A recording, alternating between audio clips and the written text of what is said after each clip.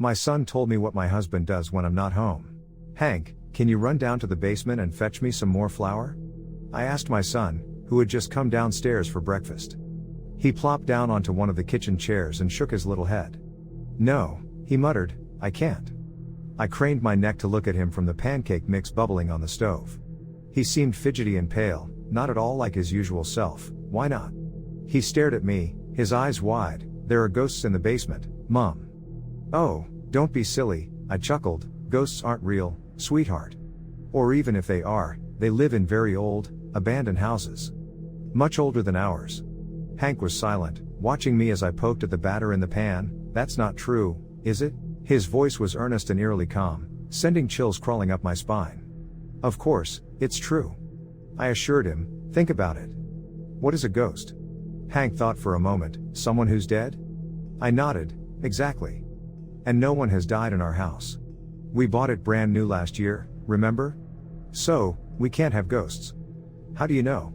My heart skipped a beat and I turned to look at him again. For a 7-year-old, Hank was an incredibly deep thinker, a quality that had the capacity both to impress and to unnerve. How do I know what? How do you know that no one has died in our house? I tapped the spatula on the edge of the pan, trying to gather my scattered thoughts. Well, wouldn't we know if anyone had? Hey, darling, could you run down and get that flour, please? These pancakes are breaking apart. There was a pause. No, Mom, I sighed impatiently. Hank, your dad's downstairs, the lights will be on. Go on, there's no ghost, trust me. But Hank sat there, kicking his legs under the table, visibly uncomfortable. This had never been a problem in the past, and I couldn't think of any reason for it, aside from some silly horror story his friends might have told him at school. Look, how about I call Dad to come get you, I said, making my way towards the basement door, though no, Mom, don't. Hank jumped to his feet, dashing after me and gripping the hem of my apron. Don't call Dad. Why? His eyes welled up with tears. I don't like him. I stared at him, taken aback. You don't like him? Why? He's a bad person. What? How can you say such a thing? He stuck out his bottom lip. He's very angry. He's not angry, sweetheart. What makes you say that? Well, Hank sounded hesitant. Yesterday, after school, I went down to the basement to ask for some help with the pasta, and he was yelling at the lady. And then he hit her. I froze. What pasta? What lady? He hid his face in my apron and shook his head. I don't know. I put my hands on his shoulders and kneeled in front of him. Hank, can you tell me what happened? My husband was a stay-at-home dad and normally spent his time tinkering in the garage. His only responsibilities were keeping the house tidy and taking care of Hank after school. I always worked late and usually came home long after my son went to bed.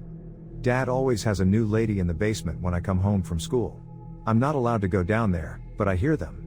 He says I have to get my own dinner, but last night I forgot to turn off the stove and some water got on my arm. He pulled up his right sleeve, revealing a large area of scorched skin on his forearm. I stared at it, and then at my son in bewilderment, my throat closing up. And then I went downstairs to tell Dad, but he was busy with the lady. He got really angry when he saw me. I didn't know what to say. My heart was thumping fast in my chest, making me feel lightheaded. What happened to the lady, Hank? I whispered. He wet his lips. Don't she lives in the basement now? They all do. My blood ran cold. Stay here. I'm going to talk to your father. No.